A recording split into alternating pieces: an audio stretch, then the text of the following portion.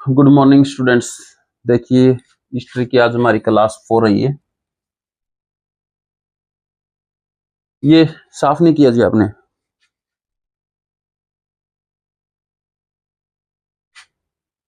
ये पढ़ा दिया था, प्रागैतिहासिक पढ़ रहे थे हम। रॉबर्ट ब्रूस फुट के जैसे लिखित साक्ष्य के आधार पर बांटा था। उसमें सबसे पहला जो युग था प्रागैतिहासिक, उसमें पूरा पाषाण, सबसे पहला पाषाण काल था। उसको स्टोन एज भी बोलते हैं, पत्थर की एज भी बोलते हैं। उसी में हमने 4 खंडों में बांटा था, क्योंकि पहला था उसमें पूरा पाषाण, दूसरा था इसमें मध्य पाषाण, तीसरा नव पाषाण और चौथा जो था ताम्र पाषाण। ताम्र जो पाषाण था उसमें तांबे के साथ साथ हथियारों को मिला करके एक साथ यूज किया गया था, इसलिए उसको ताम्र प्लस पाषाण यानी कि ताम्र पाषाण युग कहा गया था। तो पूरा पाषाण में हमने देख लिया था कि सबसे पहले आदिमानव ने आग की खोज की थी, चित्रकारी की खोज की थी, और चित्रकारी जो है वो मिली थी आपके भीमबेटका के मध्य प्रदेश के रायसेन जिला के भीमबेटका नामक जगह से। और दूसरे में नवपाषाण में खेती करना सीख लिया था आदिमानव ने। दूसरे में आपके मध्य पाषाण में अंत्येष्टि सीख ली थी। अंत्येष्टि में अच्छा एक बात रह गई थी, अंत्येष्टि जो है यानी कि दफनाते थे, जो आदमी का अंतिम संस्कार करते थे, उसमें एक लाश दफनाई सबसे पहले, फिर 2 लाश दफनाई, 2 लाश दफनाई एक साथ। वो देखी गई जम्मू कश्मीर के बुर्ज होम जगह से। यहाँ पे क्या किया, 2 लाश एक साथ दफना दी इन्होंने। दो आदमी लिए, एक खड्डा खोदा, उसके अंदर 2 धकेल दिए, चलिए जी हो गया आपका अंतिम संस्कार। ठीक है, तो 2 शव मिले थे, इसलिए इसको बोला गया युगल। युगल मतलब 2। कैसे बोलते हैं, युगल प्रेमी जोड़ा, यानी कि 2 का प्रेमी जोड़ा। ठीक है, तो युगल समाधान। तो 2 लाशें मिली थी आपकी जम्मू कश्मीर के बुर्ज होमत नामक जगह से। और हरियाणा में एक जगह है, हरियाणा में एक जगह है दमदमा, वहां से आपकी 3 लाशें मिली। एक ही खड़ा खोद के उसमें 3 आदमियों को पटक दिया और उसके ऊपर मिट्टी डाल दी, तो वहां से मिली है 3। और ये भी पूछ लेता कभी कभी कि 2 लाशें कहाँ से मिली है, ये ज्यादा पूछता है। 2 लाशें मिली जम्मू कश्मीर के बुर्ज होम नामक जगह से, और ये मध्य पाषाण में आता था। तीसरा था आपका नव पाषाण, वहां से आदमी ने खेती चालू की, फिर स्थायी आवास बनाना पड़ गया, उसको कुत्ता पालना पड़ गया, अनाज को ले जाने लाने के लिए पहिया की खोज कर दी, और अनाज को रखने के लिए उसने मन का यानी कि मटका भी कह सकते हैं उसकी खोज कर दी थी। अब हमारा रहता था चौथा जो है ताम्र पाषाण। इसी का पाषाण काल का जो चौथा भाग वो है ताम्र पाषाण।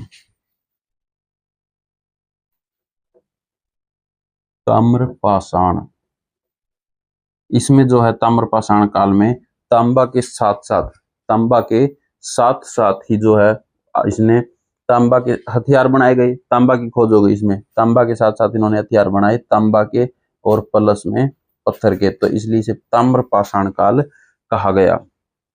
ताम्र पाषाण काल कहा गया। इसी को बोलते हैं उत्तर पाषाण काल। ताम्र पाषाण काल को ही बोलते हैं उत्तर पाषाण काल। उत्तर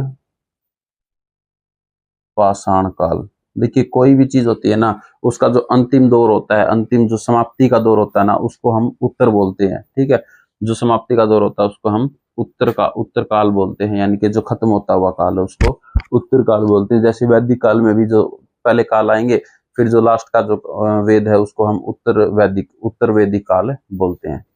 तो कोई भी चीज की अंतिम जो स्टेज होती है उसको हम उत्तर बोल देते हैं। ठीक है, तो ताम्र पाषाण हो गया, इसमें तांबा प्लस पत्थर के काल थे, और इसी को बोल गया चिल्कोलिथ। लिथ यानी कि पाषाण। और जो तांबा होता है अपना, उसका साइंस में हम पढ़ेंगे, आपको बताएंगे कि साइंस में जो तांबा होता है ना, उसकी एक धातु होती है, उसी का एक वो होता है धातु, उसको बोलते हैं हम चिल्कोलिथ। चिल्को बोलते हैं उसको, सी चिल्को। ठीक है, चिल्को लिथ। तो तांबा को ही बोलते हैं चिल्को, और इसलिए इस काल को बोला गया चिल्कोलिथ। माइक्रोलिथ बोला गया था आपको मध्य पाषाण को, माइक्रोलिथ तो बोला गया था मध्य पाषाण को, और इसको चिल्कोलिथ बोला गया ताम्र पाषाण को, क्योंकि तांबा को हम इसके चिल्कोलिथ भी बोलते हैं। और उत्तर वैदिक काल भी बोला गया ताम्र पाषाण काल को। नव पाषाण में खेती, पहिया, आवास, मटका, इनकी खोज हुई थी। सबसे पहले आग की खोज आदिमानव ने की थी, ये की थी आपकी पूरा पाषाण काल में। आखेटक का आ गया जो शिकार करके अपना पेट भरते थे उनको। ठीक है, तो ये था आपका प्राक ऐतिहासिक में, ये आपका पूरा ये खत्म हो गया। इसके बारे में किसी को डाउट हो तो आप पूछ सकते हैं, कमेंट कर सकते हैं।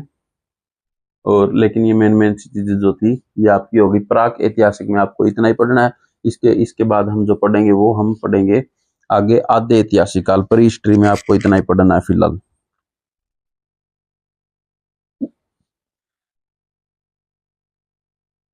बताइए खेती।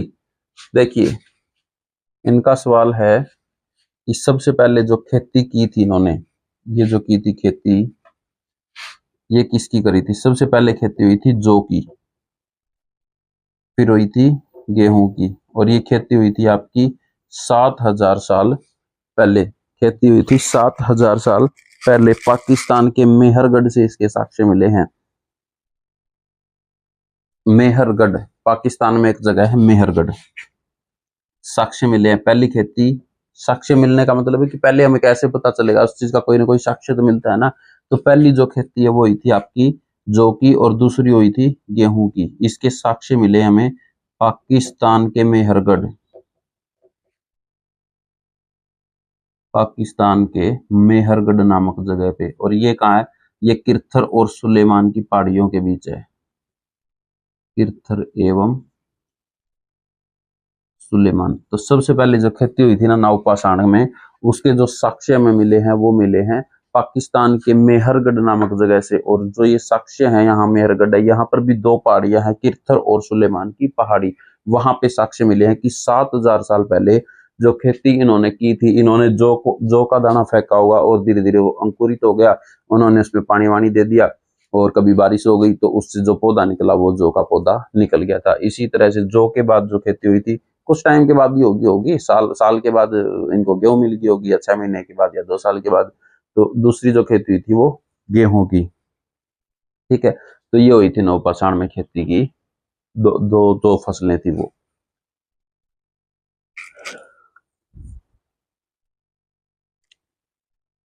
चावल के साक्ष्य, देखिए चावल के साक्ष्य मिले हैं 6,000 साल पहले। चावल, इसको साफ कर दें, नोट कर लिया। चावल थोड़ा टाइम के बाद मिला है, 1,000 सालों बाद मिला चावल। चावल इतना जल्दी नहीं मिला। तीसरे नंबर पे मिला बाद में चावल, ये मिला है कोल्डीवा, यूपी के कोल्डीवा नामक स्थान से। ये 6,000 साल पहले मिला, 6,000 वर्ष पूर्व। यानी कि यहाँ चल रहे थे, ये 7,000 साल पहले था, ये 1,000 साल गए तो यहाँ पे मिला। यहाँ पे तो मिली जौ और गेहूं। फिर यहाँ से टाइम पास होते होते होते होते होते चले यहाँ पे मिला चावल। यूपी के कोल्डीवा नामक एक जगह है, यूपी में है एक कोल्डीवा नामक जगह, वहां से मिला है। और ये इलाहाबाद में है। ठीक है, मोटा मोटा पूछेगा तो आपसे इलाहाबाद पूछेगा, यूपी नहीं पूछेगा, या तो इलाहाबाद पूछेगा या फिर कोल्डीवा पूछेगा। तो ये जो चावल है हमें सबसे पहले इसके साक्ष्य यहाँ मिले थे, यहाँ से पता चला था कि हमें यहाँ में चावल भी कोई खाने वाली चीज होती है। ठीक है, तो सबसे पहले कौन सी खेती हुई थी? जौ की। दूसरे नंबर पे गेहूं, तीसरे नंबर पे चावल, यूपी के कोल्डीवा से।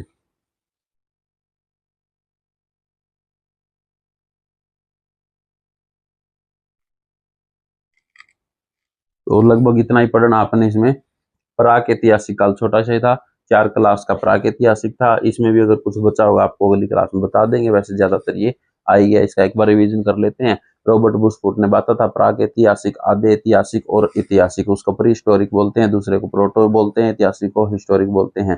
तो प्राक ऐतिहासिक जो है 20 लाख साल पहले से 7,000 साल पहले तक चली, 7,000 से फिर लगभग 2,000 साल पहले तक चली आपकी आद्य ऐतिहासिक। यहाँ से चली, ये है आपकी 20 लाख साल पहले से यहाँ तक चली 7,000 तक प्राक ऐतिहासिक।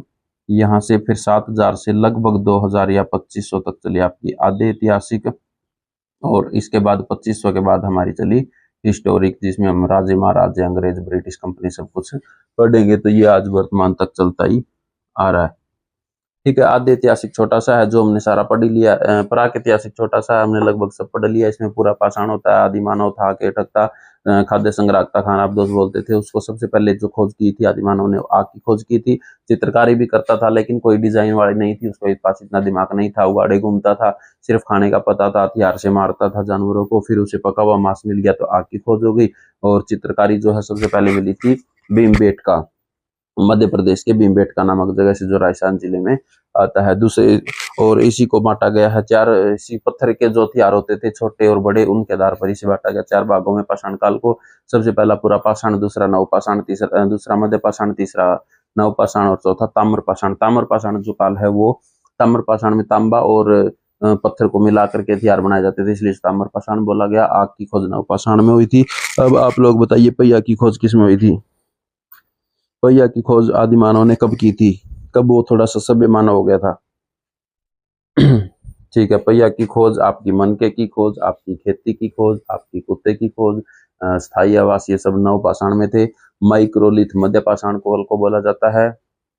चिलकोलिथ आपका ताम्रपाषाण काल को बोला जाएगा, जिसे ही हम उत्तर पाषाण काल भी कहते हैं। तो ये थी आपकी हिस्ट्री। प्रागैतिहासिक आज खत्म हो गया।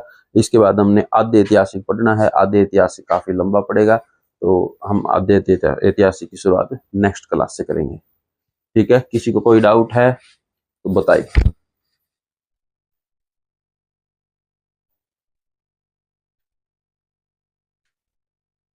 इनका सवाल है कि दो लाशें कहाँ से मिली थी। देखिए, लाशें जो मिली थी अंत्येष्टि प्रोग्राम से मिली थी। ठीक है, पूरा पूरा पाषाण में तो आदि मानव अपने चाचा ताऊ अपने भाई बहन उसको पता ही नहीं था, तो वो उन सबको खा ही जाता था। पहले कच्चा खा जाता था, फिर पका के खा जाता था। बाद में जैसे जैसे बुद्धि हुई कि हमारे साथ रहने वाले लोगों को हम क्यों खाए, ठीक है, कैसे पता चल जाता है कि ये तो हमारे साथ का है, इसके साथ गलत नहीं करना चाहिए। तो उसके बाद फिर उन्होंने जब देखा तो उन्होंने अपने परिवार रिश्तेदार परिवार वालों को मारना यानी कि खाना बंद कर दिया था। तो इसमें अंत्येष्टि बोला गया इसको, यानी कि दफनाना, अंतिम संस्कार। ठीक है, तो एक लाश दफनाते थे, लेकिन लेकिन एक ही दफनाते थे। लेकिन जम्मू कश्मीर का जो बुर्ज होम थी ना एक जगह, वहां से दो लाशें मिली।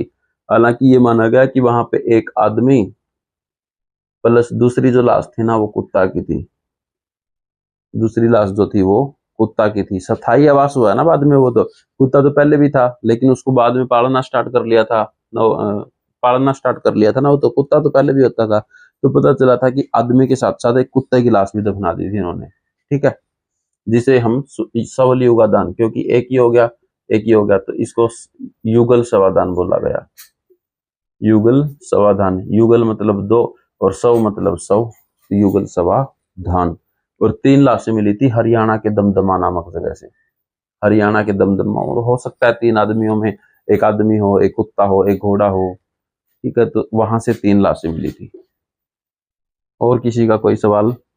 मटका मतलब मन का, धीरे धीरे इन्होंने ये बना था, फिर इसको बढ़ा दिया, फिर ऐसे मोड़ दिया, फिर ऐसे मोड़ दिया, फिर इसका मुंह बन गया, तो धीरे धीरे ये ऐसे मटका की खोज की थी। तो प्रागैतिहासिक आपका खत्म हो गया। अब हम नेक्स्ट क्लास में आद्य ऐतिहासिक स्टार्ट करेंगे। उसमें आपको सिंधु सभ्यता पढ़नी है, वो उसमें बहुत कुछ पढ़ना है। सिंधु सभ्यता में मोहनजोदड़ो पढ़ेंगे, शहर पढ़ेंगे, सूतकांगेडोर, लोथल वगैरह, रंगपुर सब। ठीक है, तो उसमें वेद वेद सब, उसमें बहुत कुछ आएगा। वो काफी लंबा चैप्टर है धीरे धीरे, लेकिन हम इतिहास को पढ़ते चलेंगे आगे। आज के लिए इतना ही रहने देते हैं, नेक्स्ट क्लास हम आगे करेंगे। धन्यवाद।